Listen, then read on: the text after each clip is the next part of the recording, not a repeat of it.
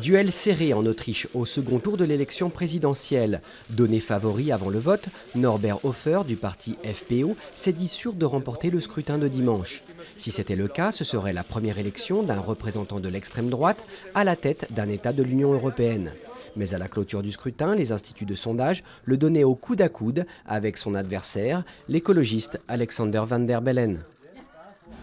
Binali Yildirim va devenir le nouveau Premier ministre turc. Il a été élu sans surprise président de l'AKP lors d'un congrès extraordinaire du parti islamo-conservateur au pouvoir. Ce proche du président Erdogan a immédiatement prêté allégeance et a défendu son projet de mise en place d'un régime présidentiel fort.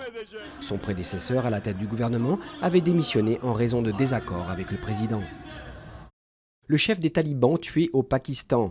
Le mollah Mansour se trouvait certainement dans cette voiture, pulvérisée par des tirs de drone sur une route du Baloutchistan. Les talibans n'ont pas confirmé la mort de leur chef, tandis que le Pakistan se contentait de dénoncer la frappe américaine sur son territoire. Le secrétaire d'État John Kerry a lui justifié ce raid en expliquant que le mollah Mansour représentait une menace imminente pour les Américains et les Afghans. Un poète qui devient millionnaire, c'est ce qui est arrivé à ce jeune Koweïtien à Abu Dhabi après avoir remporté un concours de poésie arabe avec à la clé un prix de plus d'1 million de dollars.